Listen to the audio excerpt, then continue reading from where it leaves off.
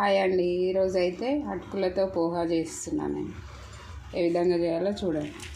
ముందుగా అటుకులను దొడ్డు అటుకులు ఉంటాయి కదా, అవి తీసుకొని ఒక కప్పు ఈ విధంగా కడుక్కుంటే మెత్తబడిపోతాయి. ఒక 5 మినిట్స్ ఈ విధంగా గట్టిగా నీళ్ళు పిండేసుకొని ఒక బౌల్లోకి తీసుకోవాలి. ఆన్ చేసుకొని ఒక గిన్నె పెట్టుకోవాలి. ఇప్పుడు ఆయిల్